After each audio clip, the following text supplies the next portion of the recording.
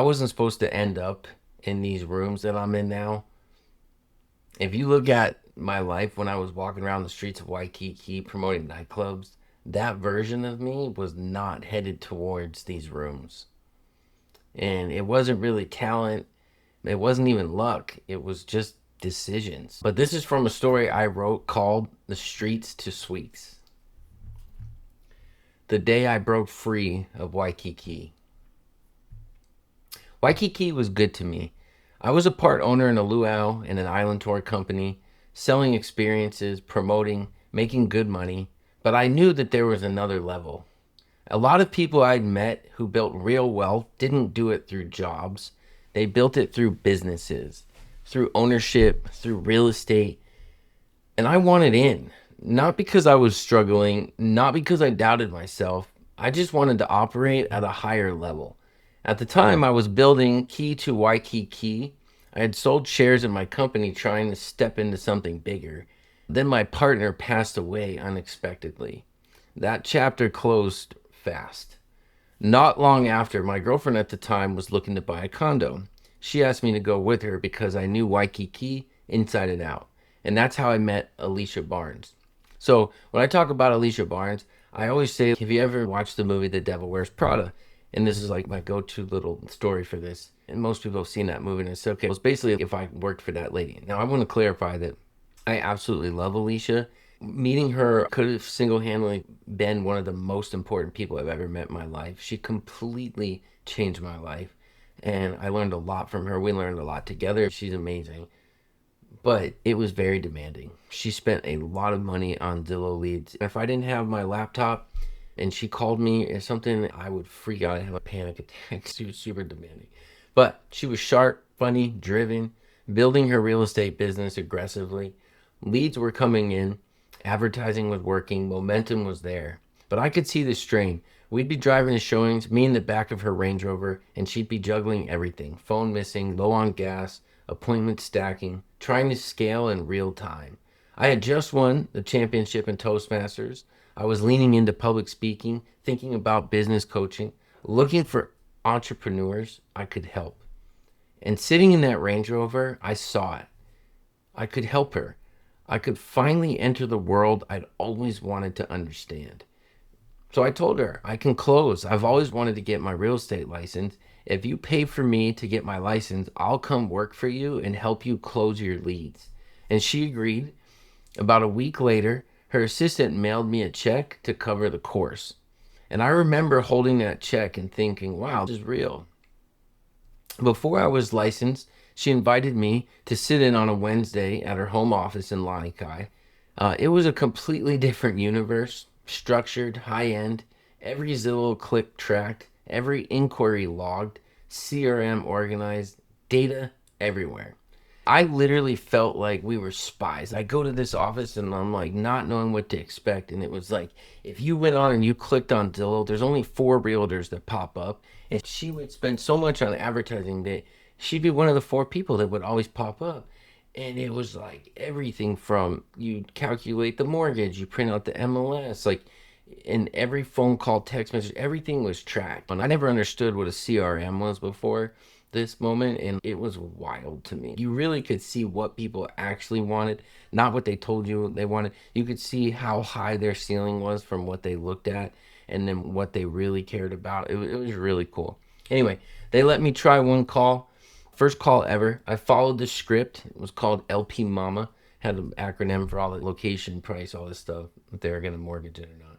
I followed the script, built rapport, booked the appointment, and when I hung up, the entire room exploded. They had all been silently listening, then clapping, cheering, looking at me like, who is this guy? It felt straight out of that scene from The Wolf of Wall Street.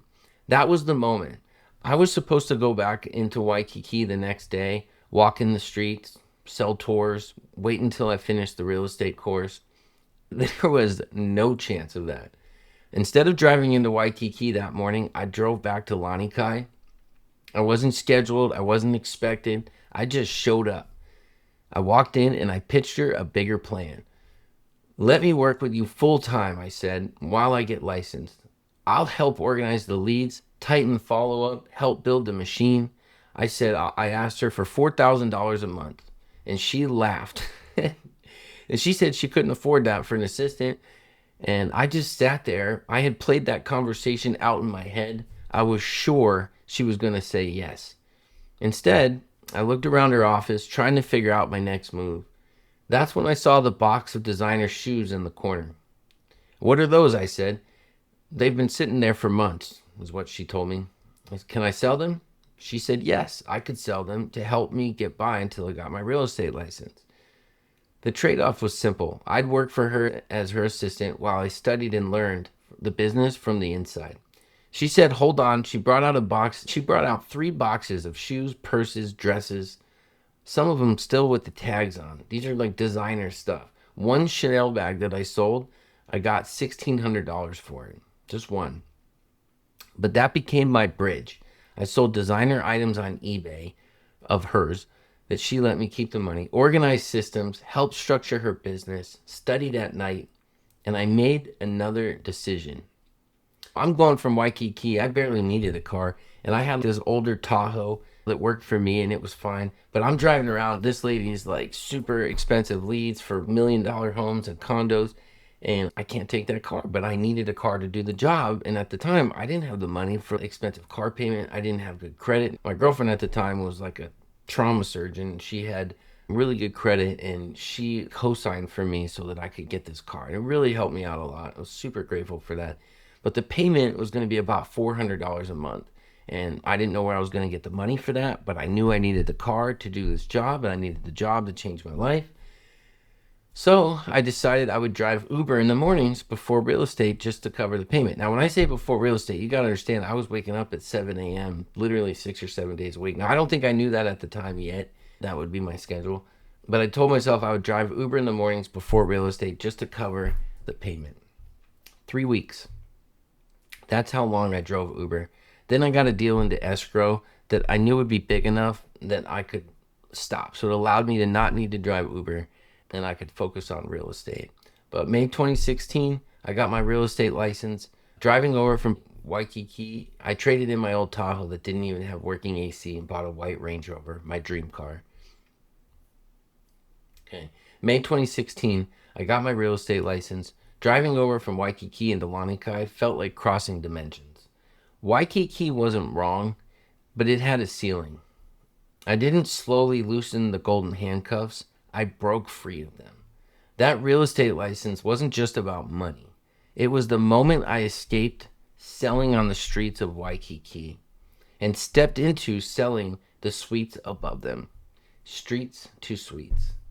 So this is my streets to suites story. I absolutely love this because I loved Waikiki. I think probably more than most people on the planet. I absolutely loved Waikiki. It was so good to me for so many years, but I was capped. I really was. I did this thing this weekend, and this guy used this analogy of a koi pond. If you take a koi fish and you put it into a little bowl, it's going to stay super small.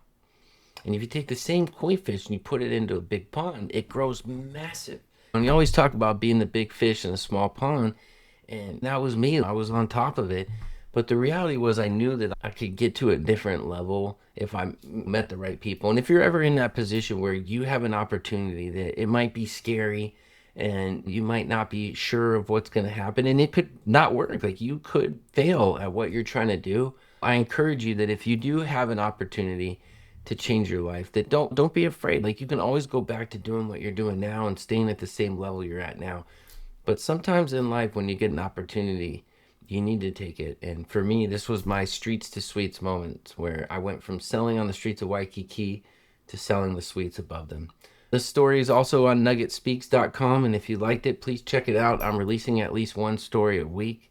I appreciate everybody following along. This is Brian Nugget Boltwood, founder of Nugget Speaks. Aloha.